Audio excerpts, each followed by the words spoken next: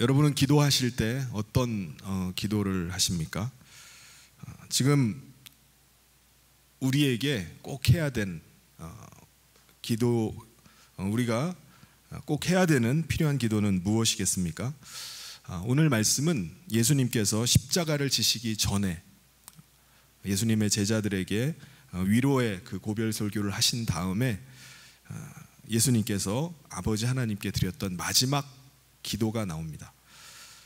예수님께서 드렸던 그 마지막 기도를 대제사장의 기도라고 이렇게 말을 합니다. 예수님께서 이제 떠나가시기 전에 드렸던 이 주님의 기도를 통해서 우리가 어떻게 기도해야 되고 또 무슨 기도가 필요한지를 함께 나누면서 우리도 주님의 기도를 드릴 수 있는 그 은혜를 누리는 시간 되기를 바랍니다. 먼저 예수님이 어떻게 기도하시죠? 오늘 말씀에 보면은 우리가 기도하는 모습과 다른 모습으로 기도하는 것을 볼 수가 있습니다. 우리가 기도할 때는 어떻게 기도하죠? 두 눈을 감고 고개를 숙이고 기도를 합니다. 그런데 예수님은 지금 눈을 들어서 하늘을 우러러서 기도하고 계세요. 여러분, 이걸 보면 우리가 뭘 알 수 있죠? 예수님께서 눈을 뜨고 이렇게 기도하시는 것을 보면은 우리도 기도할 때 눈을 뜨고 기도할 수 있다는 것입니다. 예를 들면은 우리는 걸어가면서도 기도할 수 있어요. 눈 감고 걸어가면 넘어지잖아요. 그러니까 눈을 뜨고 걸어가면서 기도할 수 있고, 심지어 운전하면서도 우리가 기도할 수 있습니다. 눈을 뜨고 기도하니까 운전하면서도 기도할 수 있는 것입니다. 그런데 이렇게 기도하는 것이 걸어가면서 운전하면서 혼자 중얼거리는 것과 기도하는 것과 뭐가 다를까요? 혼자 중얼거리는 것은 그냥 정말 혼자 중얼거리는 독백이지만은 하늘을 우러러서 중얼거리는 것은 기도입니다. 그러니까 독백은 자기 자신에게 말하는 것이라면은 기도는 하늘에 계신 아버지 하나님께 기도하는 것입니다. 말하는 거예요. 그러므로 우리가 기도할 때 내 기도는 바로 아버지 하나님께서 듣고 계시고 내 기도는 아버지 하나님을 향한 그 기도라는 사실을 기억하고 우리가 기도해야 됩니다. 그럼 예수님은 이제 기도하실 때 무엇을 기도하시죠?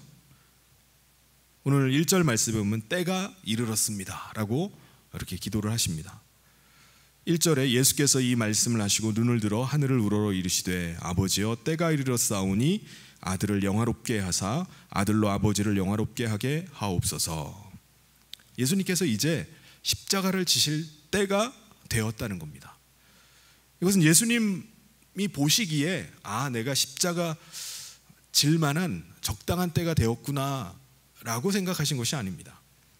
아버지께서 정하신, 아버지께서 십자가를 지실 때로 정하신 그때가 되었다는 거예요. 예수님은 늘 아버지의 뜻을 알기를 원했고 그 아버지의 뜻대로 살기를 원하셨습니다. 그래서 늘 아버지의 뜻을 구하는 거예요. 아버지의 뜻에 순종하기를 구하는 것입니다.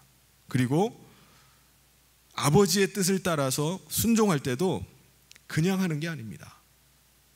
철저하게 하나님의 도우심과 또 하나님의 인도하심을 구하면서 순종해 나가시는 겁니다. 그러니까 모든 것을 행함에 있어서 철저하게 아버지의 뜻을 구해요. 그리고 아버지의 뜻에 순종하시는 것이 바로 우리 예수님입니다. 때가 이제 되었기 때문에 예수님께서 아버지께 기도하셨던 내용은 뭐죠? 예수님께서 이제 아버지께 영광을 돌릴 수 있도록 해달라고 기도하셨습니다.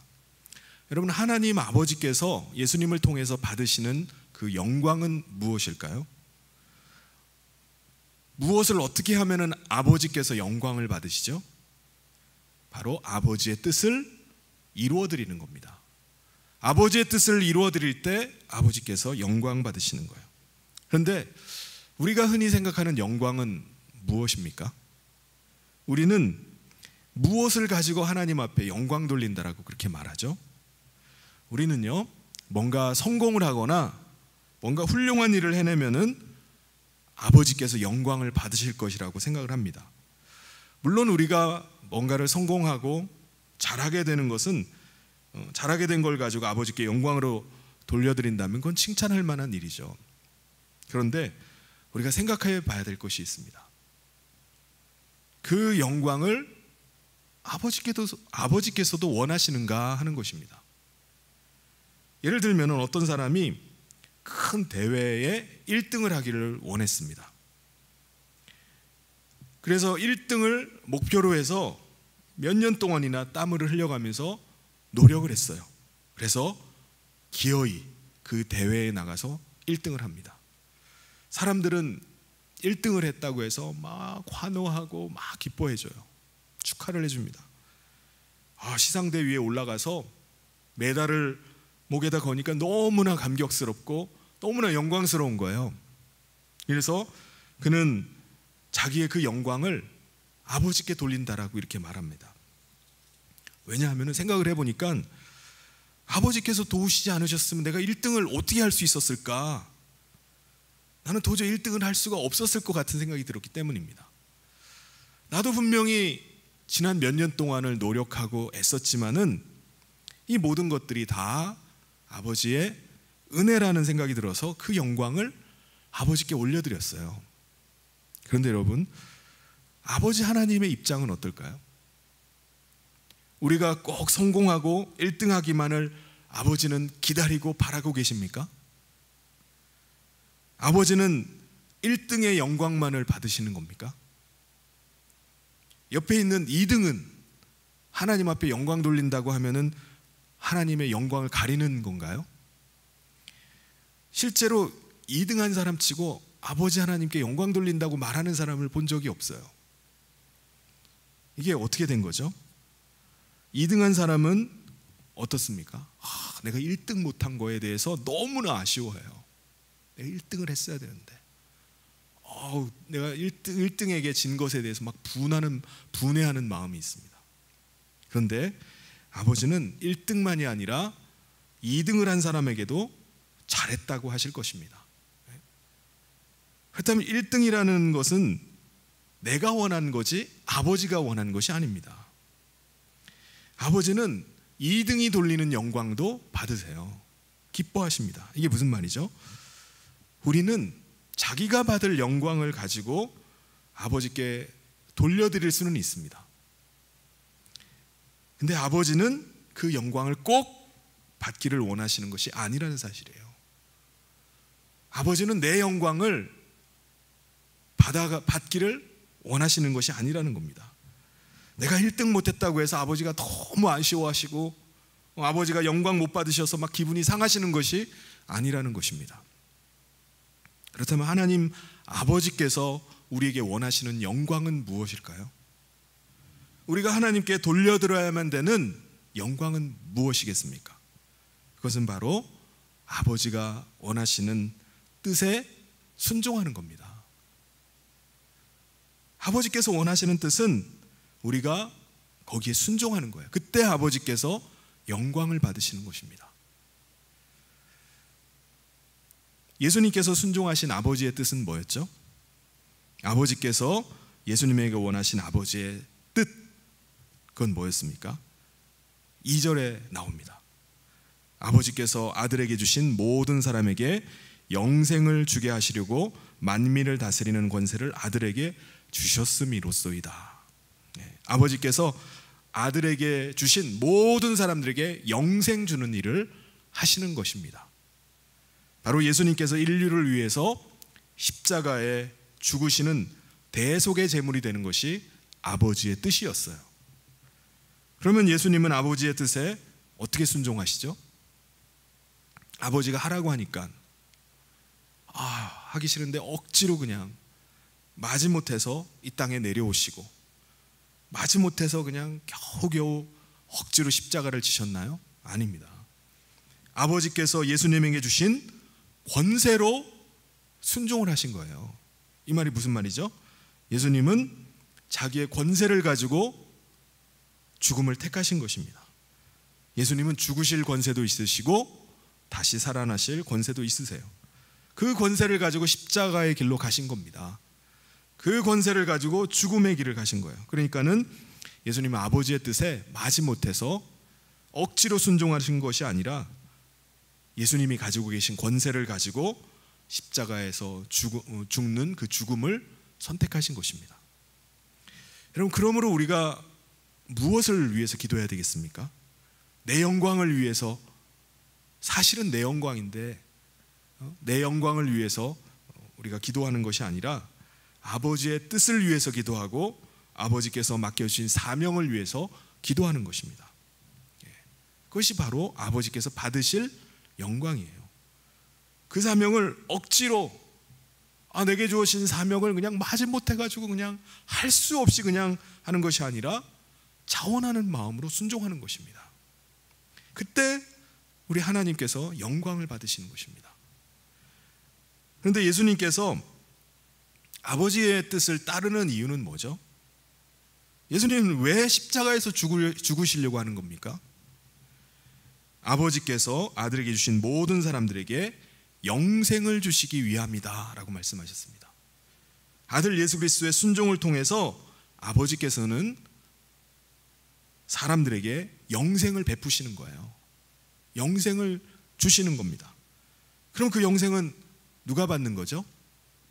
영생을 받으려면 어떻게 해야 되는 겁니까? 무조건 다 주는 게 아니라 영생을 받는 길이 있습니다. 먼저 영생이란 뭐를 말하는 거죠? 말 그대로 하나님이 가지고 계신 영원한 생명을 말합니다. 우리가 육체 가운데도 생명이 있는데 우리의 육체의 생명은 영생하는 생명인가요? 아니죠. 우리 가운데 혹 100년을 넘게 사시는 분도 있지만 대부분의 사람들은 길면은 80년, 90년, 90여 년을 살다가 죽는 그런 생명을 우리가 가지고 있습니다. 근데 하나님께서 가지고 계신 생명은 죽지 않는 생명이에요. 영원한 생명입니다. 하나님은 영생하는 그 생명을 죽을 수밖에 없는 우리 인간에게 나누어 주기를 원하시는 것입니다. 그런데 그 생명을 받는 데는 조건이 있습니다.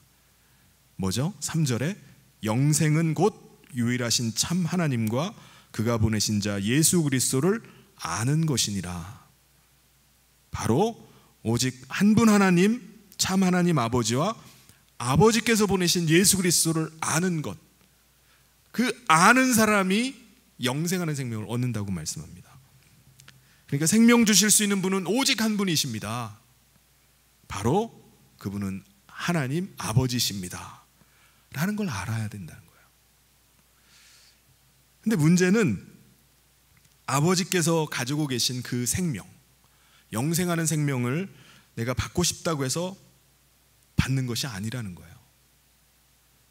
왜냐하면요, 우리 인간은 결정적으로 죄라는 문제를 가지고 있기 때문에 그렇습니다. 우리 인간이 가진 죄는요, 치러야 될 죄의 값이 있어요. 그 죄의 값을 치르기 전에는요, 우리 가운데 있는 죄가 결코 사라지지 않습니다. 그 죄값이 뭐죠? 죽음입니다. 죽음으로만 치러야지 그 죄값이 사해지는 겁니다. 그러니까 인간이 죄값대로라면은 다 죽어야 돼요. 살 사람이 없습니다. 어떤 인간이든지 다 죽게 되어 있습니다. 그러니까 아버지께서 아버지의 그 영생하는 생명을 주시려고 해도 우리 인간이 치르지 않는 그 죄값 때문에 영생을 받을 수가 없는 겁니다. 그 문제를 우리가 안고 있어요. 우리 인간은 그냥 놔두면은 죽을 수밖에 없습니다. 죽을 수밖에 없는 존재예요. 아버지께서는 인간의 이 죄의 문제를 어떻게 해결하기를 원하셨죠? 아버지는 아버지 아들 예수 그리스도를 이 땅에 대속의 제물로 내어주시기를 원하셨습니다. 그래서 아들을 보내서 인간의 죄값을 대신 치르게 하신 것입니다. 여러분, 이게 말이 되는 겁니까? 어떻게 아버지가 아들을 내어주시면서까지 인간을 살리려고 하는 거죠? 이게 말도 안 되는 얘기입니다. 여러분, 아버지는 왜 아들을 내어주셔서 우리를 살리려고 하는 거죠? 왜 그런 겁니까? 인간을 사랑하시기 때문입니다. 그러므로 예수님을 이 땅 가운데 보내신 것은 우리 인간을 향한 아버지의 사랑입니다. 근데 아버지는 그렇다 치더라도 아들 예수 그리스도는 왜 이 땅에 오셔서 죽으시려고 하는 겁니까? 왜 아들은 아버지의 이런 말도 안 되는 뜻에 순종하셔서 죽으려고 하는 거죠? 우리 인간을 사랑하시기 때문입니다. 그러므로 예수님께서 이 땅에 오신 것은 우리 인간을 향한 바로 예수님의 사랑이라고 말할 수 있습니다. 근데 아버지께서 인간을 사랑하셔서 그들을 살리시려고 사랑하는 아들을 이 땅 가운데 보내시고 십자가를 지게 하셨는데, 그 아버지의 사랑을 우리 인간이 모르면 어떻게 될까요? 아들 예수 그리스도께서 인간을 사랑하셔서 그들을 살리려고 아버지의 뜻에 순종해서 이 땅 가운데 내려오시고 또 십자가까지 지신 그것이 바로 아들 예수 그리스도의 사랑이라는 사실을 우리 인간이 모르면은 어떻게 될까요? 안 받아들이면 어떻게 되겠습니까?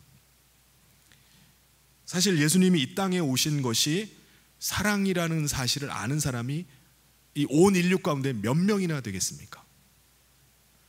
많은 사람들은 예수님께서 이 땅 가운데 하나님의 아들이 이 땅 가운데 오셨다라고 하는 사실을 받아들이진 않습니다.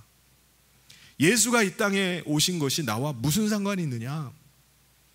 신이 어떻게 인간이 될 수 있느냐? 십자가에서 죽는 것이 나와 무슨 상관이냐? 어떻게 이렇게 꿈 같은 소리를 하느냐? 말이 돼야지 내가 듣지. 믿지를 않습니다.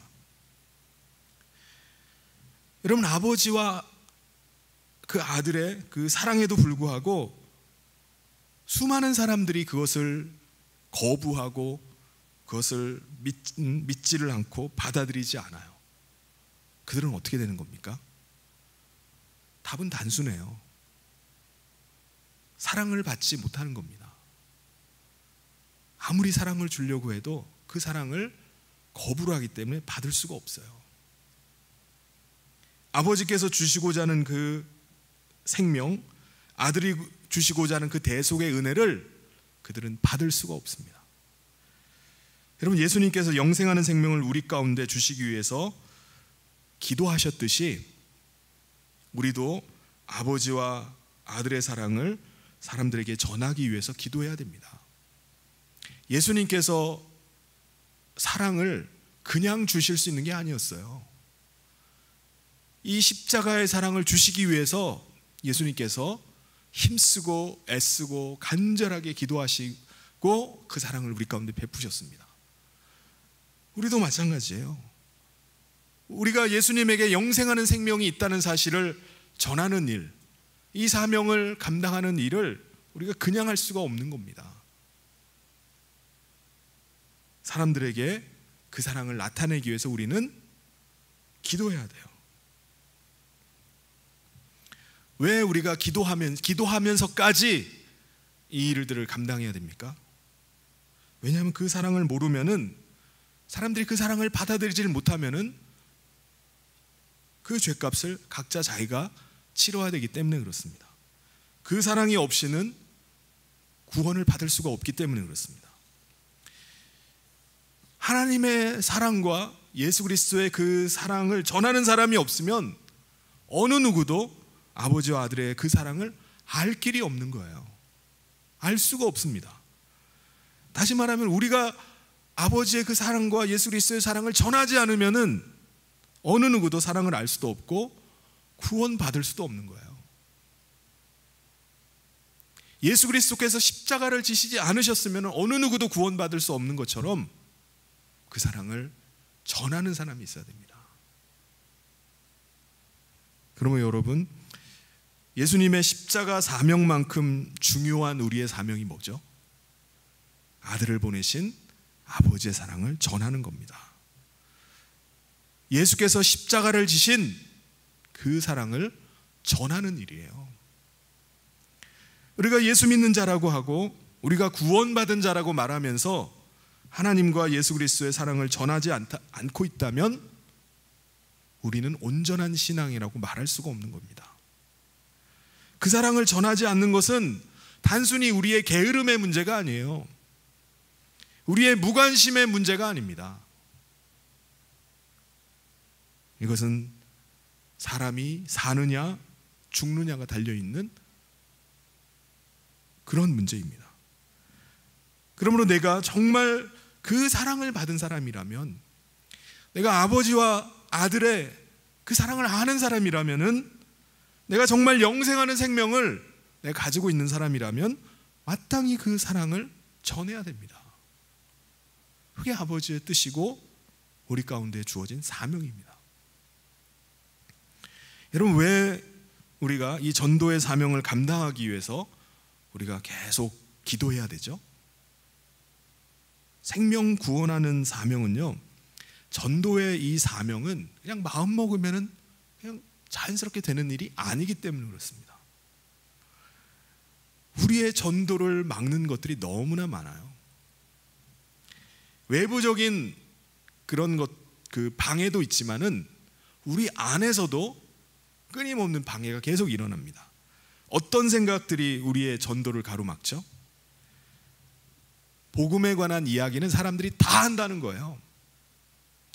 너무나 뻔히 아는 내용이어서 사람들에게 말해도 사람들이 듣지 않고 사람들이 거부할 거란 생각입니다. 이 선입견이 우리가 하나님의 사랑을 전하는 것들을 막아요. 근데 여러분, 우리의 전도의 대상은 누굽니까? 복음 듣기를 싫어하고 거부하는 사람들이 아니에요. 전도는 내가 너무 많이 들어가지고 그거 다 아는 내용이야, 지겨워 죽겠어 하는 사람들에게 계속해서 전도해가지고 질려서라도 믿게 하는, 강요하는 것이 전도가 아닙니다. 우리가 사람들에게 복음을 지겹도록 얘기해가지고 나중에는 지겨워가지고 그냥 예수 믿게 만들려고 하는 것이 전도가 아니에요. 지겨워서 그냥 받아들이고 그냥 믿는다라고 말하게 하는 것이 아닙니다. 우리가 복음을 전해야 될 대상은 그런 사람이 아니라 아직 복음을 듣지 못한 사람, 하나님의 사랑을 알지 못하는 사람입니다. 우리는 모든 사람들이 다 복음을 알 거라고 생각해요. 그런데 사실은 그렇지 않습니다.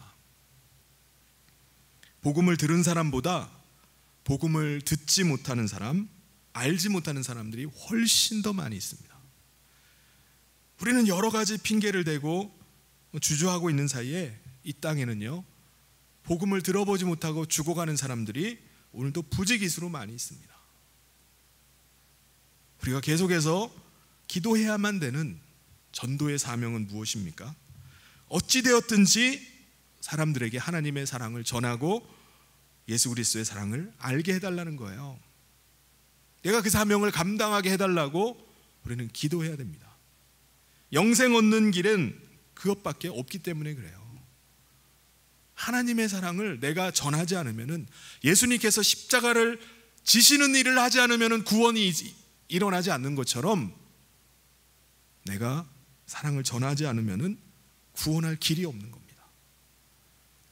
3절에 영생은 곧 유일하신 참 하나님과 그가 보내신 자 예수 그리스도를 아는 것이니라 라고 말씀했습니다. 여러분, 사랑을 알게 하는 거, 이게 말로 하는 게 쉽겠습니까? 행동으로 하는 게 쉽겠습니까? 당연히 행동으로 하는 게 쉽겠죠.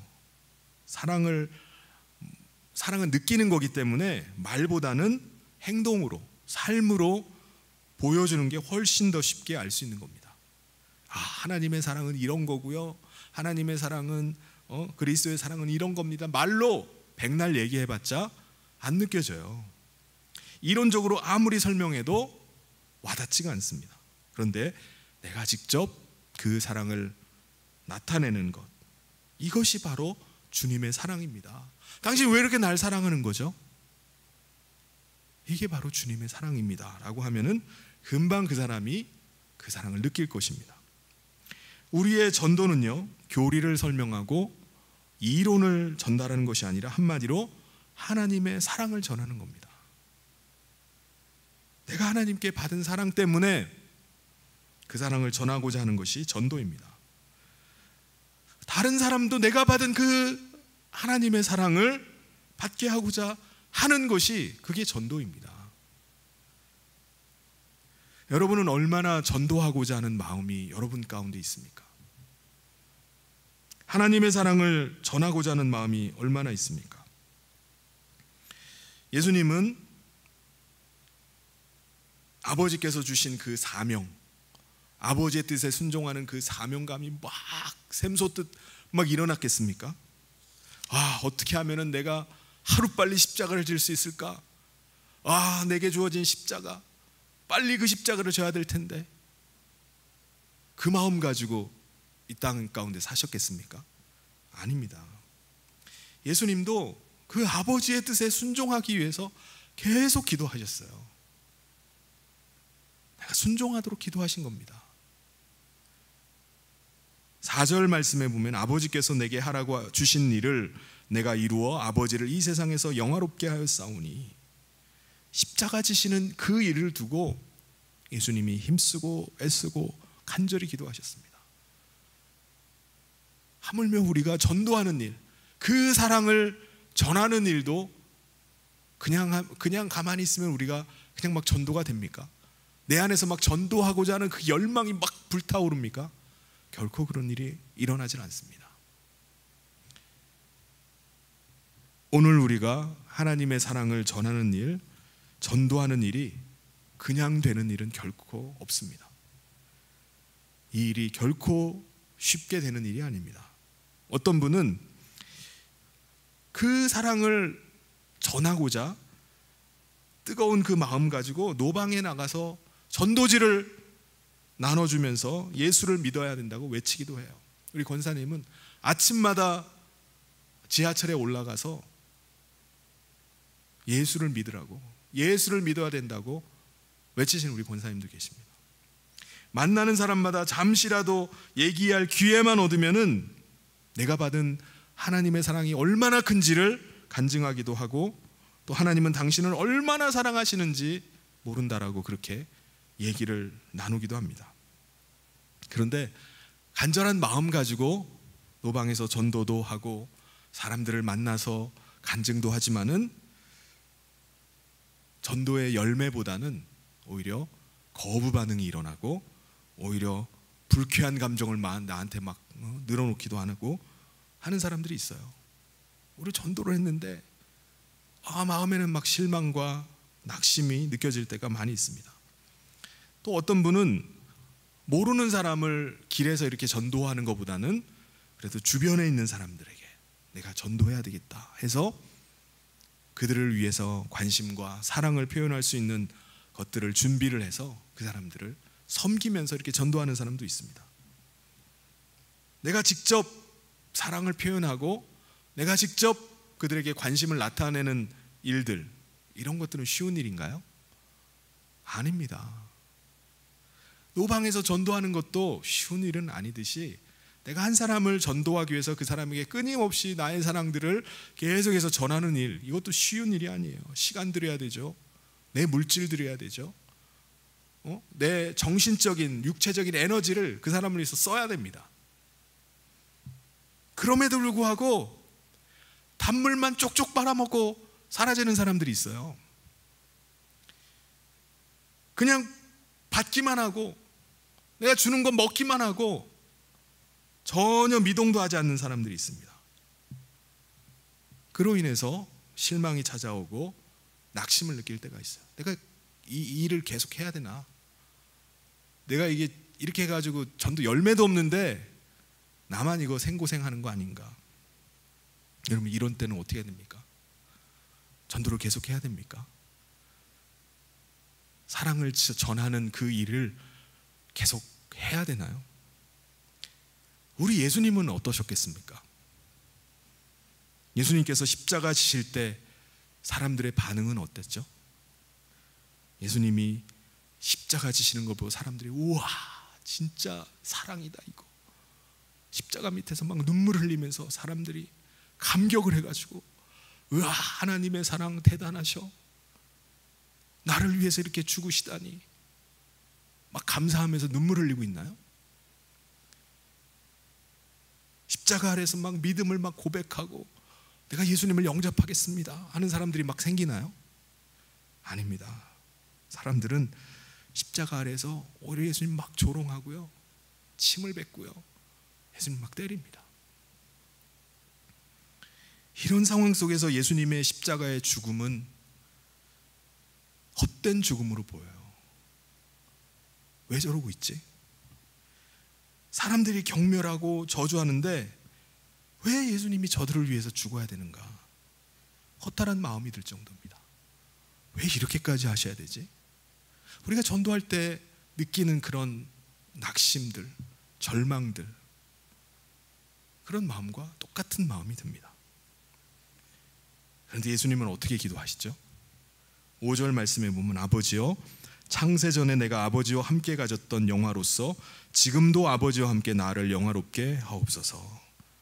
예수님은 십자가에서 죽으시지만은 다시 살게 해달라고 기도하십니다. 다시 살게 해달라고. 아버지께서 예수님을 영광스럽게 해주셔서 창세전에 아버지와 함께 누렸던 그 영광을 제가 다시 누리게 해달라고 그렇게 기도를 합니다. 예수님은 십자가 사명 감당하시면서 죽으시잖아요. 죽으시지만은 아버지께서는 예수님을 다시 살리실 뿐만 아니라 그 사랑으로 인해서 다른 사람들, 인간도 살게 하십니다. 예수님께서 기도하셨던 게 그거예요. 나는 죽지만은 하나님 안에서 다시 살게 하시고 나로 인해서 그 사랑 때문에 인간이 살아나기를 간구하시는 겁니다. 오늘 우리도 마찬가지입니다. 우리가 전도의 사명을 감당하는 것은 사실 나의 자존심을 죽이는 일이 될 수 있습니다. 우리 자신이 한없이 낮아지고 내가 없는 존재처럼 느껴지게 되는 일이 바로 전도일 수 있습니다. 그런데 내가 죽는 것 같지만 죽는 게 아니죠. 내 안에는 예수 그리스도의 생명으로 가득 차게 됩니다. 나는 죽는데 내 안에는 오히려 예수의 생명으로 풍성하게 돼요. 또한 나로 인해서 다른 사람도 예수 그리스도의 생명으로 살아나는 것을 우리가 보게 되는 것입니다. 내가 전해준 전도지 한 장이 갈급한 누군가에게는 예수를 만나게 되는 기적의 일이 될 수 있습니다. 내가 나눈 삶의 간증 하나가 누군가에게는 마음의 문을 열게 하고 예수의 생명이 그 사람에게 심겨지는 역사가 일어나게 하는 일이 될 수 있습니다. 사랑하는 성도 여러분, 우리에게 주어진 아버지의 뜻을 위해서 우리가 기도해야 될 줄 믿습니다. 우리가 나의 영광을 위해서 기도해야 될 기도의 제목도 많이 있어요. 그것을 위해서도 기도해야 되지만 아버지께서 원하시는 것은 바로 아버지의 뜻에 순종하는 것입니다. 그것이 바로 아버지께서 받으실 영광이에요. 우리가 그 사명의 순종함을 통해서 하나님의 사랑을 증거하고 또 예수 그리스도의 사랑을 증거할 때 우리 아버지께서 영광 받으시는 줄 믿습니다. 우리 안에서 예수 그리스도의 영광으로 우리 안이 충만하게 될 줄 믿습니다. 십자가 위에서 죽기까지 사랑을 나타내신 예수 그리스도를 본받아서 오늘 우리도 나의 전도를 통해서 나의 자존심이 상하고 내가 죽고 내가 낮아지는 한이 있더라도 나를 통해서 많은 생명이 살아나고 또 그것이 하나님께 영광이 되는 은혜를 누리는 저와 우리 모든 성도님 되시기를 주님의 이름으로 축원합니다. 같이 기도하도록 하겠습니다.